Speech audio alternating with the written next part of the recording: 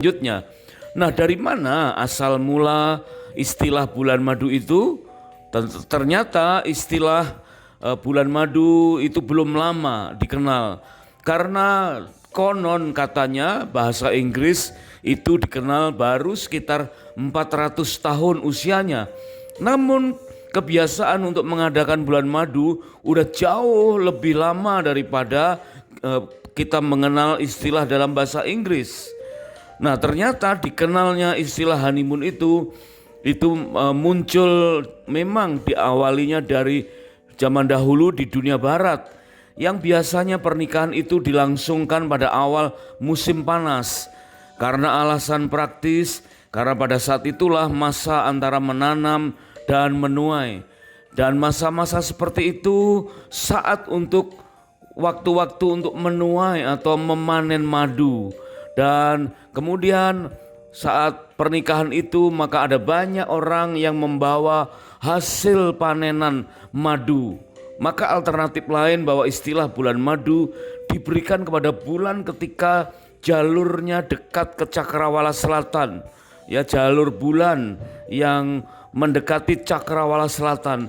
Ketika cahayanya bersinar, maka terlihatlah kabut dan debu atmosfer yang sedang menyiratkan warna kuning madu yang lembut selama 1 bulan penuh.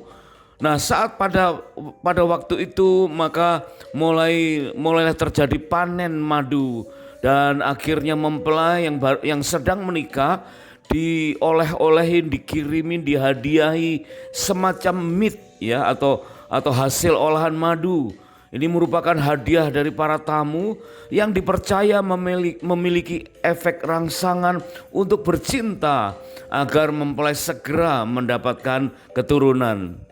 Itu pendapat atau teori yang pertama tentang asal-usul istilah honeymoon.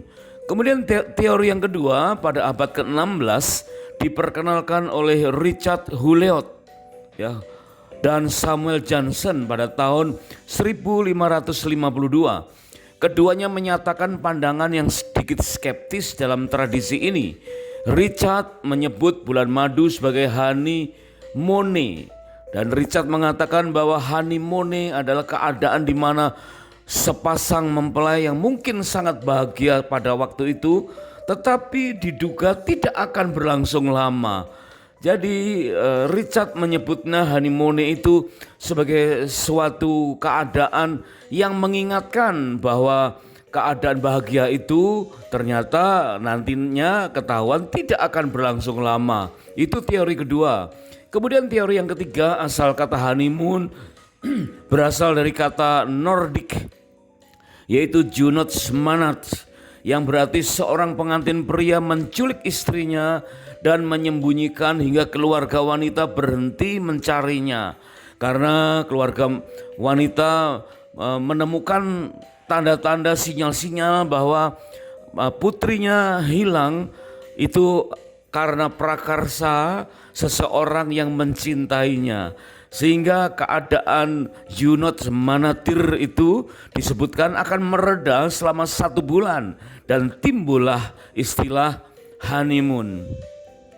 Nah, dari ketiga teori itu maka prinsip yang kita miliki adalah adanya P3K, yang artinya selama honeymoon kita harus menyemai sesuatu yang mengandung makna penerimaan, perubahan, pengampunan dan kasih, yaitu P3K, di mana penerimaan, perubahan, pengampunan dan kasih itu bisa dilatih selama 1 bulan pertama pernikahan.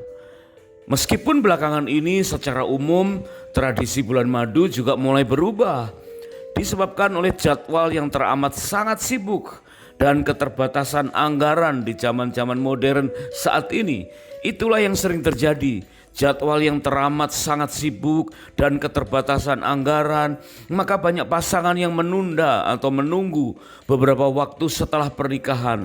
Mereka menunda berbulan madu agar dapat menabung dan merencanakan perjalanan secara lebih maksimal. Justru hal inilah yang menyebabkan mengapa pasangan masa kini banyak yang memiliki kecenderungan untuk tidak melakukan bulan madu. karena mereka lebih memprioritaskan hari H atau resepsi pernikahan. Padahal pernikahan akan kembali kepada tanggung jawab berdua antara suami dan istri. Meskipun kita tahu pernikahan itu bukan sekedar urusan seorang pria dan seorang wanita yang menjadi sepasang suami istri, tetapi akan menjadi bersatunya kedua keluarga besar.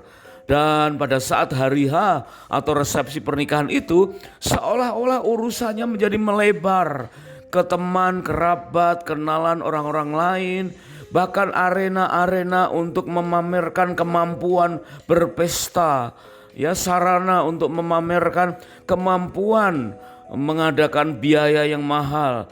Padahal akhir-akhirnya kembalilah mereka berdua saja antara seorang suami dan seorang istri. Nah, apa yang terjadi?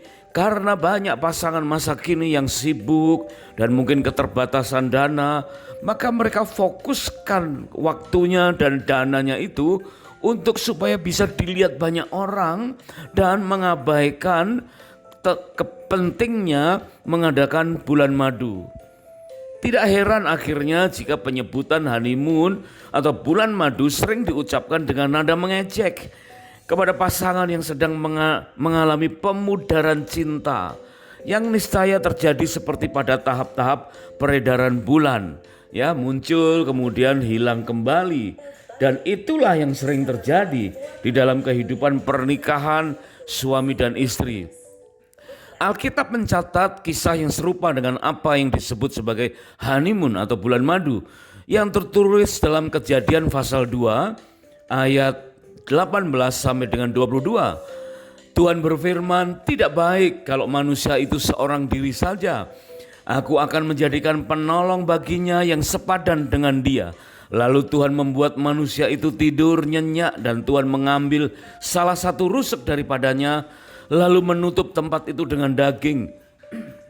Dan dari rusuk yang diambil Tuhan dari manusia itu, dibangunnyalah seorang perempuan, lalu dibawanyalah kepada manusia itu.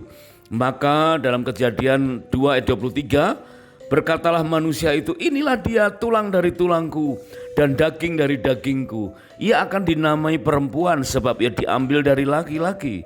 Sebab itu seorang laki-laki akan meninggalkan ayahnya dan ibunya dan bersatu dengan istrinya sehingga keduanya menjadi satu daging." Mereka keduanya telanjang, manusia dan istrinya itu, tetapi mereka tidak merasa malu. Kejadian 2 ayat 24 dan 25. Inilah saat-saat awal pernikahan yang serupa dengan apa yang disebut sebagai honeymoon atau bulan madu. Saat yang tepat saling memperdalam pengenalan satu dengan yang lain, merasa tidak merasa malu lagi. Dikatakan mereka keduanya telanjang dan tidak merasa malu, dan itu harus didapatkan pada bulan-bulan pertama setelah menikah. Tentulah kita layak meneladani Adam dan Hawa yang dalam hal ini sedang menerapkan P3K, yaitu prinsip P3K yang artinya penerimaan, perubahan, pengampunan, dan kasih. Yaitu dengan mengatakan, "Inilah dia, tulang dari tulangku dan daging dari dagingku." Adanya penerimaan diri sendiri, penerimaan keadaan, dan kemudian bersyukur dengan mudahnya penerimaan terhadap pasangan. Kemudian dalam Kejadian pasal yang ketiga ayat yang ke-21, setelah Adam dan Hawa jatuh dalam dosa dan dipulihkan, maka Tuhan dikatakan membuat jubah kulit atau pakaian dari kulit binatang untuk Adam dan untuk istrinya, lalu mengenakannya kepada mereka. Disebutkan Tuhanlah yang melabas, yang mengenakan jubah itu atau gaun dan jas pengantin itu, karena gaun dan jas pengantin itu sangat mewah, terbuat dari kulit binatang, dan ini menggambarkan karya Tuhan Yesus sebagai Yehova Sirih dengan menyediakan anggur terbaik, dan itu menyambut pemulihan pernikahan dan digambarkan sebagai honeymoon yang kedua, diberi kesempatan untuk menyemai kembali P3K, ya, untuk melatih kehidupan pernikahan yang baru, untuk memasuki dunia yang mereka belum pernah ketahui. Kemudian dalam kitab Ulangan 24 ayat yang kelima, Tuhan mengamanatkan bahwa ketika seseorang baru saja menikah, maka mereka harus dibebas tugaskan selama 1 tahun. Mereka tidak boleh berperang dan tidak boleh disibukkan oleh hal-hal yang lain.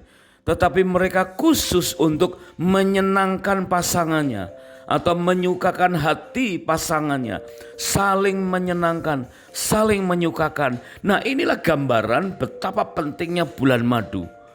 Sehingga kita bisa mengibaratkan bahwa bulan madu baik yang pertama maupun yang kedua itu bagaikan kita sedang melakukan kegiatan di sebuah laboratorium mini, ya, sedang membuat proses-proses mungkin pencampuran, ya, resep-resep, ya, atau bahan-bahan kimia tertentu untuk menghasilkan bahan-bahan yang baru. Itulah fungsi sebuah laboratorium, dan laboratorium itu sangat diperlukan supaya bisa diaplikasikan dalam kehidupan yang lebih luas. Dan itu diibaratkan pula sebagai sepetak lahan penyemaian, ya, menyemai bibit yang baru, menyemai bibit yang sangat indah yang nanti akan bisa ditanam dan menghasilkan buah untuk menghadapi luasnya hutan kehidupan. Sehingga bulan madu atau honeymoon bagaikan laboratorium mini atau sepetak lahan penyemaian yang sangat penting dalam kehidupan setiap pasangan. Tetapi apa yang terjadi? Tahu-tahu laboratorium ini itu acak-acakan, kemasukan oknum maling, rusak, dan reagen-reagen atau hasil reaksi dari beberapa penelitian penyemaian itu hilang, ya, rusak. Ya, demikian juga sepetak lahan penyemaian yang sudah mulai disemai itu hilang, benih-benih baiknya hilang dan terlihat acak-acakan. Apa yang terjadi? Ternyata laboratorium itu sedang kemasukan seorang pencuri, atau ada oknum pencuri yang masuk ke laboratorium itu. Dan mungkin ada 2 oknum pencuri masuk ke sepetak lahan penyemaian itu, sehingga menggagalkan proses penyemaian, menggagalkan proses penelitian dalam sebuah laboratorium itu. Dan apa yang terjadi? Ternyata oknum pencurinya itu kita. Ya, ternyata rusaknya laboratorium ini itu disebabkan oleh kita atau salah satu dari pasangan atau kedua-duanya. Ya, sehingga lahan penyemaian itu tidak menghasilkan penyemaian yang baik. Padahal penyemaian itu sangat diperlukan supaya kita mampu menghadapi dunia yang lebih luas yang bagaikan hutan rimba yang kita belum pernah memasukinya. Jika kita ini merasa terlalu sibuk sehingga sulit ya mengadakan perbincangan yang intim, ya, atau deep talk, mengobrol lebih intim, maka saat-saat honeymoon itulah saat yang tepat untuk kita bisa menyatukan pikiran kita. Bagaimana kita bisa berbagi dari hati ke hati dengan pasangan, menjadi lebih mengenal pasangan, sanggup memahami bagaimana pasangan menyajikan kebiasaan-kebiasaan asli, terutama dalam hal pengendalian emosi. Emosi menjadi salah satu pemicu adanya masalah dalam komunikasi rumah tangga. Maka bagi kita untuk memiliki manajemen emosi yang baik sangat penting. Penting untuk dipahami bahwa setiap orang memiliki kadar emosional yang berbeda, memiliki isu atau kepekaan atau masalah pribadi yang berbeda pula. Jadi kita sebagai suami atau sebagai istri pasti akan bertemu dengan pasangan yang memiliki masalah pribadi yang berseberangan. Maka sebaiknya masing-masing dapat menyadari hal yang mungkin tidak nyaman, sehingga memahami adanya pemicu emosi negatif dalam diri masing-masing. Kalau sudah demikian, kita pun dapat melihat dan mengira-ngira masalah apa yang mungkin bakal muncul dalam hubungan rumah tangga kita kelak. Nah, hal demikian bisa kita latih pada saat kita mengadakan honeymoon yang kedua. Manajemen emosi yang baik dapat dilakukan dalam beberapa cara, antara lain dengan menarik diri untuk menenangkan dan memahami hal yang telah terjadi. Jika sudah tenang, baru boleh berkomunikasi kembali dengan pasangan. Beberapa saran yang baik yaitu antara lain dengan meminta waktu 5 sampai 10 menit pada pasangan untuk mengatasi emosi yang menggebu dalam diri, atau dengan cara menghitung misalnya dari angka 1 sampai dengan angka 100. Dapat pula menerapkan manajemen emosi dengan mengatur pernafasan, memakai aturan dari prinsip 4, 7, 8, yaitu dengan menarik nafas melalui hidung selama 4 detik, kemudian tahan nafas hingga 7 detik, dan menghembuskan nafas melalui mulut sambil berdesis dalam hitungan 8 detik. Itulah 4, 7, 8. Beberapa saran lain yaitu dengan membasuh bagian muka, tangan atau kaki sehingga emosi dapat surut atau teredam, atau mengepalkan jari-jari dan menggenggamnya dengan erat lalu melepaskannya secara perlahan.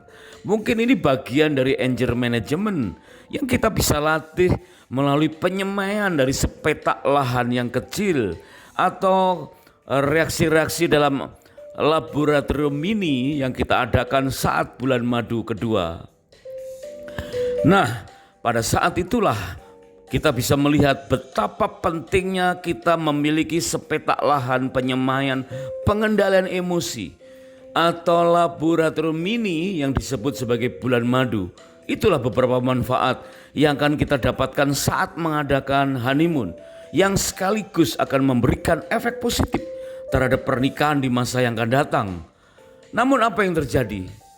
Honeymoon yang kita istilahkan sebagai sepetak lahan atau laboratorium mini untuk siap menghadapi ganasnya dan luasnya hutan kehidupan, ternyata sedang kemasukan maling. Ada pencuri yang mengacak-ngacak laboratorium itu. Ada pencuri atau oknum yang mengacak-acak sepetak lahan yang menghilangkan benih-benih baik yang kita perlukan.